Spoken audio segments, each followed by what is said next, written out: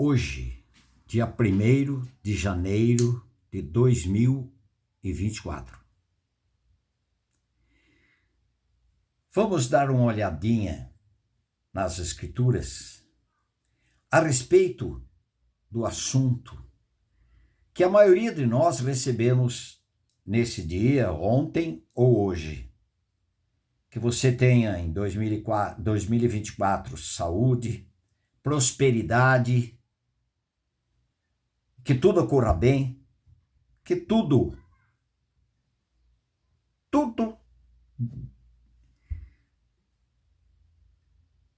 aconteça de forma favorável a você. Estou englobando muitas colocações que as pessoas fazem. E acredito que a maioria delas realmente fala e coloca aqueles quadrinhos com desejo meu no coração, mas eu quero trazer outra versão aqui. Eu ouvindo também um pregador que me mandaram vídeo, que a questão é somente você ter fé, que portas vão abrir, você vai ter um ano como nenhum outro ano você teve, experiências maravilhosas neste mundo, positivas, alegres, felizes, como você nunca teve. É só questão de você dizer, eu creio e eu recebo. Será que isto é coerente com as Escrituras? Será que esse pregador coach está certo? Pode ser que o Senhor faça tudo isto? Eu não sei, não sou Espírito Santo. Mas eu quero trazer aqui uma visão um pouco diferente de tudo isto e não deixando de ser próspero, de não ser alegre, não ser algo feliz, algo produtivo, maravilhoso. Mas eu quero ver as Escrituras. Pelas Escrituras. Em Romanos capítulo... primeiro eu quero ver em 2 Coríntios capítulo 4, versículo 7. Temos, porém, este tesouro em vasos de barro. Quem é um vaso de barro? Eu e você. Quem é o tesouro? O Senhor Jesus Cristo. A obra de Cristo realizada na cruz, nos fazendo participantes. Inclui a morte do nosso velho homem, perdão dos nossos pecados, a morte do pecado, da natureza de Adão, do primeiro Adão. Esses são tesouros inegociáveis, concedida gratuitamente a todo aquele que creu, ficou sabendo e creu nas verdades eternas. Temos, porém, este tesouro em vasos de barro, para que a excelência do poder seja de Deus e não de nós. É como aquele pregador dizendo, você vai ter, como Deus fosse alguém que se move, vive, opera, tudo em favor do homem, para o bem-estar do homem. O centro é o homem. O evangelho, o centro é o Senhor Jesus Cristo. Não é o homem. Mas pregação do evangelho, que chama evangelho, mas não é evangelho. É desta forma que é tratado. Mas queremos aqui trazer o que a palavra de Deus diz. Não somos melhores de ninguém. Não somos melhores que ninguém. Mas a palavra de Deus, escrita e revelada, pregada, antes pelos profetas, aos nossos pais, conforme Hebreus 1:1, agora nos fala através do seu Filho, Senhor Jesus Cristo. De um Filho, o Senhor Jesus Cristo. No poder do Espírito Santo, revelação do Espírito Santo. E ele diz, em tudo somos atribulados,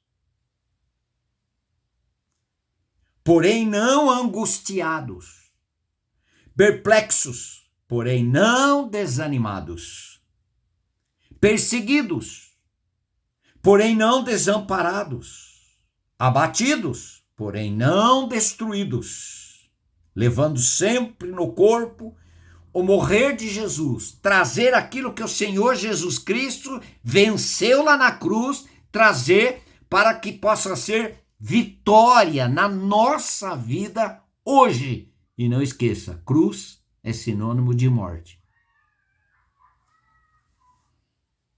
Você vai ter. O Evangelho diz, você vai perder, negue-se a si mesmo, tome a sua cruz. É necessário você ser diminuído para que Cristo aumente em você e ele cresça e você seja diminuído. Este é o Evangelho. Caso contrário, é outra coisa, mas não é Evangelho. Ainda ele diz, levando sempre no corpo o morrer de Jesus, para que também a sua vida se manifeste em nosso corpo. Versículo 16. Por isso, não desanimamos. Pelo contrário, mesmo que o nosso homem exterior se corrompa, contudo, o nosso homem interior se renova de dia em dia, contrário daquilo que nós tínhamos ouvido.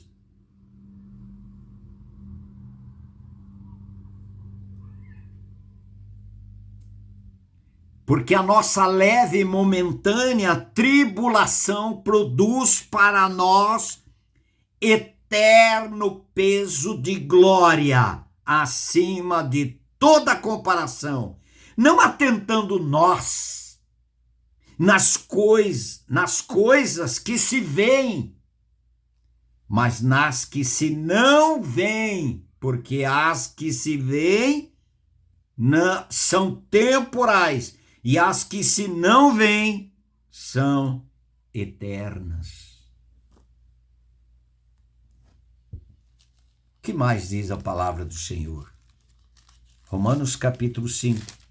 A palavra para o ano que vem, que já não é mais o ano que vem, nós já estamos em 2024.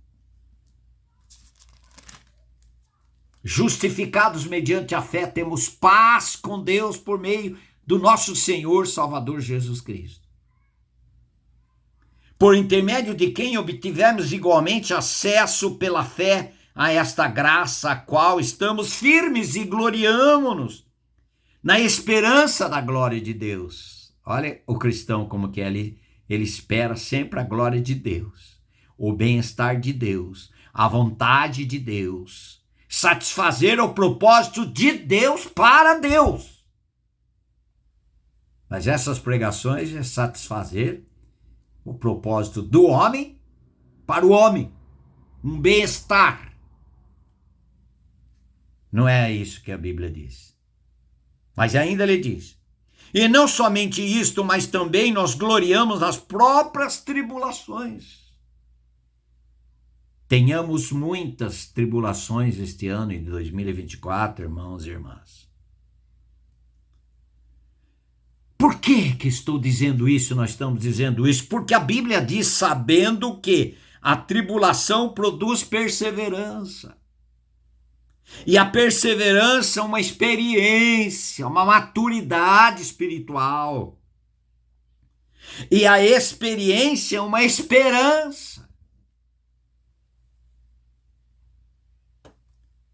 Ora, a esperança não confunde, porque o amor de Deus é derramado em nossos corações pelo Espírito Santo que nos foi dado. Como a palavra de Deus é contrária à palavra do homem. E ainda mais, sofrimentos. O sofrimento faz parte direta contribuindo para a maturidade espiritual, para que essa pessoa conheça melhor a Deus, melhor ao Senhor Jesus Cristo e se relacione com mais profundidade, mais intimidade, mais realidades espirituais. Sofrimento. Hebreus 2, versículo 10. Porque convinha que aquele por cuja causa e por quem todas as coisas existem, que é o Senhor Jesus Cristo, conduzindo muitos filhos à glória, aperfeiçoasse por meio de sofrimento o autor da salvação deles. O Senhor Jesus Cristo, através de sofrimentos, para que ele fosse aperfeiçoado como homem, não como ele Deus, mas ele viveu aqui nesse mundo como homem, com uma experiência de homem, com saudade, sentir angústia, sentir desprezo, sentir humilhação, como homem. Ele é um Deus eterno e perfeito, mas contribuindo para a nossa salvação, para que ele fosse um homem perfeito, justo e santo, para representar todos os homens imperfeitos. Eu estou aqui, ó. Eu sou um deles. Você é um deles?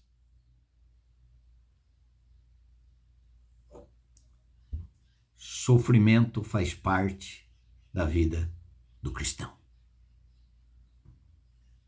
E ainda mais. Hebreus capítulo 5, versículo 8. Embora sendo filho de Deus, aprendeu a obediência pelas coisas que sofreu. Mas ele não é um Deus obediente?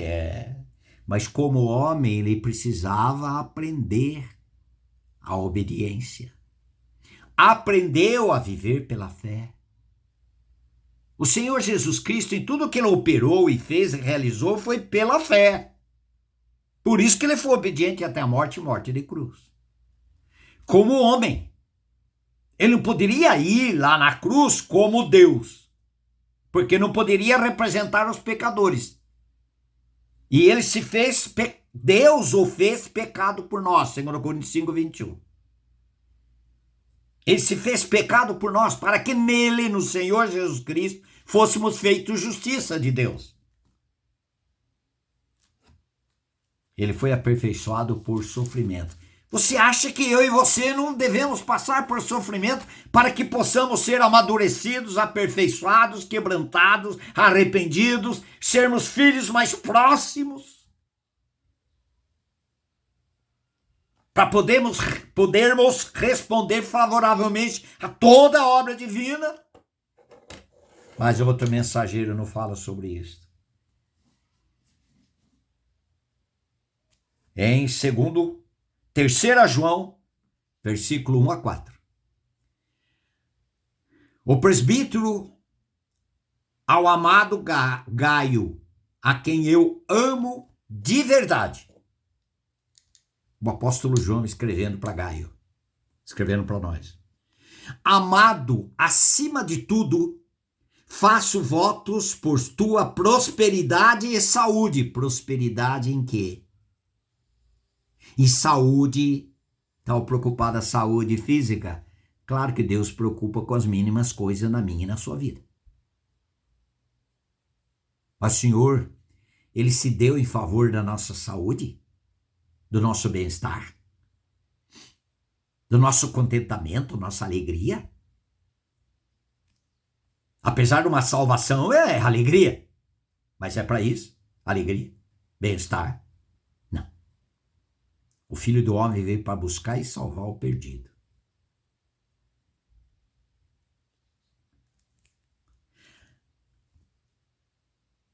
Faço votos por tua prosperidade e saúde, assim como é próspera a tua alma. Pois fiquei sobremodo alegre pela vinda de irmãos e pelo seu testemunho da tua verdade, como tu andas na verdade. Não está falando da tua alegria porque andas com saúde. E você anda bem, está próspero aqui nesse mundo. Está tendo o que esse mundo exige e pede de você. Aqui e agora. Não. Sempre visão espiritual. E as demais coisas vos serão acrescentadas. O Senhor Jesus disse. Não tenho maior alegria do que esta. A de ouvir que meus filhos andam na verdade. Eu não tenho uma alegria maior do que esta. Saber que os meus filhos, aqueles que foram gerados do meu trabalho, da minha pregação, foram gerados em Cristo. Eles andam na verdade. Eu não tenho uma alegria maior do que essa. E tem uma alegria maior do que as pessoas que andam na verdade? Quantos aí que estão falando aí que tem navio disto, um choquelá disto? Eles são totalmente infelizes. Riem! Mas dia da manhã, cadê a alegria? A alegria é Cristo. E a alegria que quer ganhar eu e você, quer nos conquistar, a alegria do céu, intimidade com o Senhor, relacionamento com o Senhor, ser levado ao arrependimento, quebrantamento, as tribulações ser arranjos de Deus, para que eu e você possamos viver para a glória de Deus, e entendamos com uma visão espiritual as coisas eternas, no meio das coisas passageiras deste mundo, o Senhor nos conduzindo ao arrependimento, a quebrantamento, a entrega, a amar, não a prosperidade em ter, mas a prosperidade em ser para Deus, em Cristo Jesus, no poder do Espírito Santo. Em quem está seu coração? No ter? Ter saúde, ter dinheiro, ter emprego, ter bons salários. Quem é o seu Deus? Mas isso são coisas importantes? São, para viver aqui. Mas se essas coisas ocuparem o lugar de Deus, nós vamos ser idólatras. E a Bíblia diz que os idólatras não herdarão o reino dos céus. E os idólatras não têm relacionamento com Deus. Vai ter relacionamento com aquilo que ela se prende. Com aquilo que ela dá maior valor. Com aquilo que ela sente bem.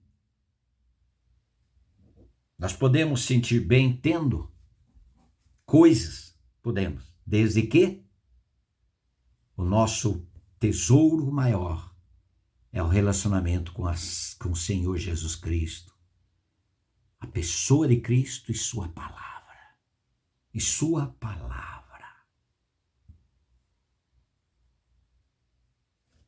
O meu desejo, pequenininho, talvez muito insignificante, como é de fato, para você e para mim, para nós.